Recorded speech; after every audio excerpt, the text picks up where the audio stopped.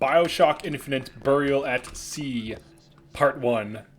Plasmid tier list. Alright, let's get into it. So, the top of the stairs, A tier. Middle of the stairs, B tier. Bottom of the stairs, Elizabeth tier, otherwise known as C tier. Alright, so, Possession, A tier. Why is Possession A tier? The trap Possession sucks. This is just to show you where it is visually. Alright, so, Possession with Possess for Less is extremely powerful. You can use it on a group of enemies, like just use it on one of the enemies. It'll distract all of them, giving you an opportunity to just start going to town, meleeing the shit out of them.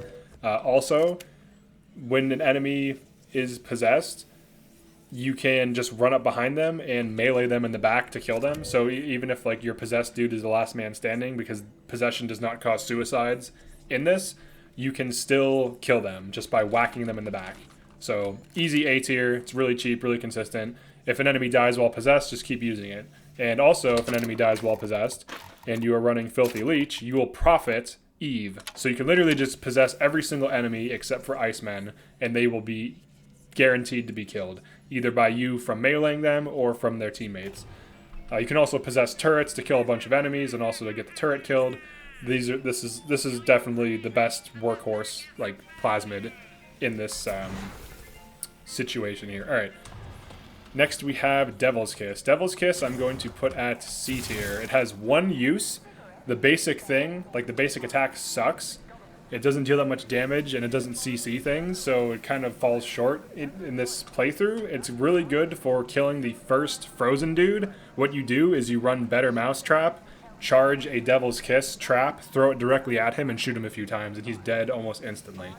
Alternatively, you can just use Possession, which is why it's at A tier. But that, like this, it costs too much and it's just not that strong. So it's just not really worth running. There are like vigor combos and crap like that, but they're for this playthrough, like for this like DLC, I don't think it's worth it at all. All right, next we have Old Man Winter, C tier. All right, why is this C tier? It's too expensive. It doesn't affect the ice dudes, and it doesn't last long enough, and you have to upgrade it before it's any good. And even when you upgrade it, it's still not that high impact. Bucking Bronco by default with no upgrades is objectively better than this because it also affects Iceman, and it's just really strong. So I'd say this is C tier. It's just not good. All right, Shock Jockey. All right, I don't have enough Eve. All right, let me see if I can go. Do I have enough money? I do not. All right, let me backtrack for a second because apparently I am broke. Do I have Better Mousetrap equipped? I do. Okay. Alright, let's get some money, buddy. Alright, there we go. That's some money. Cool. Alright, so Shock Jockey. Where is this at in the tier list? I would say this is a solid B tier. I'll explain why in a second, but... Alright, let's place it at its B tier. Alright, so when you get the Chain Lightning... Oh, it kind of fell down. Alright, so this is... This is where it's actually at, even though it looks like it's in C tier.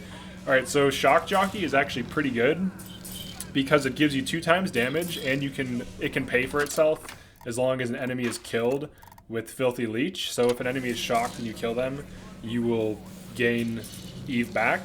So if you kill 2 enemies, you can profit Eve. So it can profit, but it requires careful play. And it is good because it CCs, and it's really good against Iceman and the Big Daddy. So that's why I put it at B tier. I didn't put it at A tier because it costs so much, and if you don't kill enemies that are affected by it, you can end up losing Eve. But overall, it's pretty strong. It's not bad, but I think like Bucking Bronco is just stronger.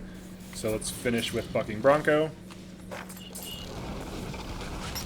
A tier, really good at killing Icemen, really good at killing everything except for the Big Daddy and machines. I don't even fight machines, I just like possess them and ignore them for the most part, sneak by them. But this is incredibly strong. You can CC groups of enemies through walls, you can be extremely defensive, it's just very good, it's A tier. So all of our plasmids, we have Possession at A tier for crowd control and profiting Eve per kill. We have Devil's Kiss at C tier. It's only really useful for killing the first frozen dude with a trap using Better Mousetrap. You throw the trap at the guy and then shoot him. Other than that, it's too expensive and doesn't bring enough damage or value to the table. Old Man Winter, C tier. Useless against frozen dudes, which are like one of the main things that kill you. because they freeze you, causing you to move slower, and you take tons of damage. So it's useless against those, and it costs a ton, and is just basically worse than Shock Jockey and Bucking Bronco. Then you have, so that was C tier, and then you have Shock Jockey at B tier. It's solid with the Filthy Leech gear, which basically lets you use it for free, and you can profit if you kill multiple enemies while using Chain Lightning. It's really good against the Big Daddy, so pretty solid B tier. And then Bucking Bronco A tier, it's good against every single enemy except for the Big Daddy and machines, but you can ignore machines, but this is really strong. You just shoot dudes like, few SMG shots, one shotgun blast, one burst from the carbine. All of those will kill in 1999 mode with Bucking Bronco. You can use it through walls. You can be defensive if you're about to die.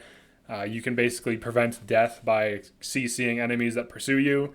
The fact that you can use it through walls lets you use it behind cover and then, be safe while you DPS enemies or just shoot them. So definite A tier. So that is my tier list for this DLC.